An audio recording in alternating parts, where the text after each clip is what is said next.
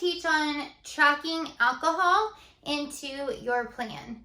So there are times that we go out, we want to have a couple drinks, but we need to know how to track it and fit it within our calories because alcohol can take up a lot of our calories. So let's say we have a drink that is 100 calories. It probably says like 2 protein, maybe 2 carbs, and 0 fats on the label. Something like a Michelob Ultra. Let's just take that for instance. Let's pretend this is a Michelob Ultra. It's 100 calories.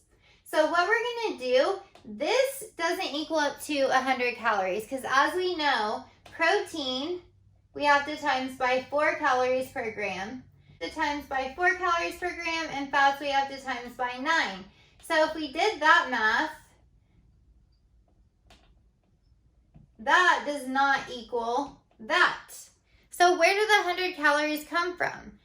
Alcohol is another macronutrient. We don't technically call it a macronutrient. It's not giving us any nutrients to our body.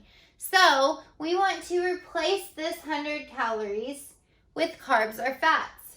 So we're going to take 100 divided by 4 for carbs,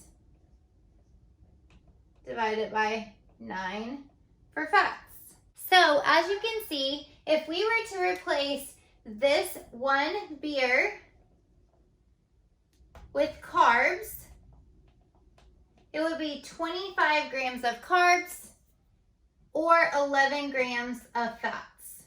So when you're drinking alcohol, you want to make an entry in MyFitnessPal because most of the time the entries that you're picking are going to be wrong. They may have 100 calories, but they're not going to have the carbs or the fats in there to put in for your macronutrients. So you may show a higher calorie number, but your macros are going to be way off.